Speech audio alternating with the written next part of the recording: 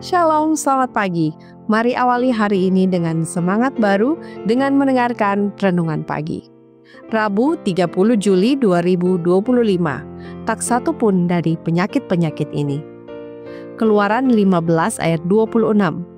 Jika kamu sungguh-sungguh mendengarkan suara Tuhan, Allahmu dan melakukan apa yang benar di matanya dan memasang telingamu kepada perintah-perintahnya dan tetap mengikuti segala ketetapannya, maka aku tidak akan menimpakan kepadamu penyakit manapun yang telah kutimpakan kepada orang Mesir, sebab aku Tuhanlah yang menyembuhkan engkau.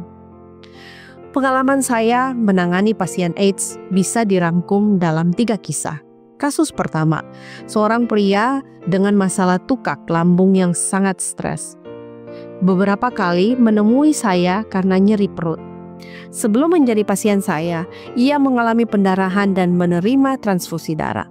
Saat itu, HIV belum begitu diperhatikan sehingga darah yang digunakan tidak diuji.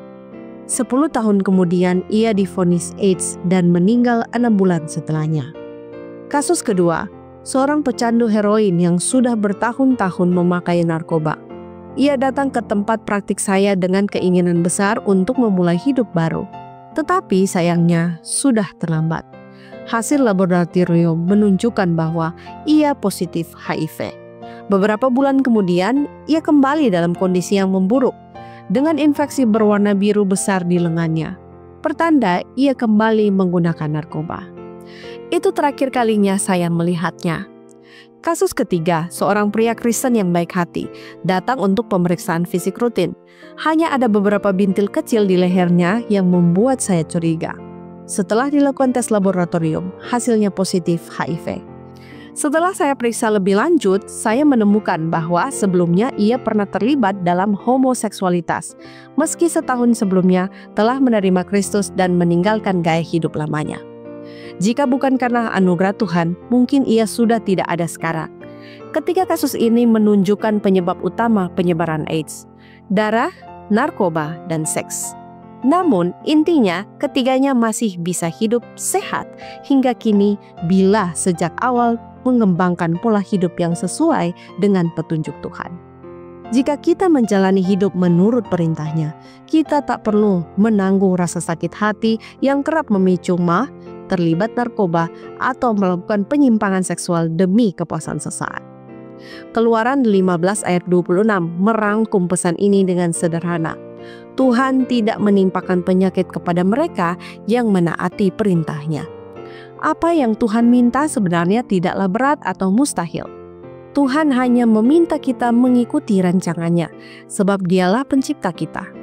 Jika kita mengikuti pedomannya, itu akan menentukan kondisi hidup kita hari ini dan esok. Sudahkah Anda menjalani hidup hari ini seperti yang Tuhan kehendaki? Hildemar dos Santos. Kiranya renungan di pagi hari ini dapat menjadi kekuatan bagi kita semua dan menjadi perenungan kita sepanjang hari ini. Amin. Mari kita berdoa.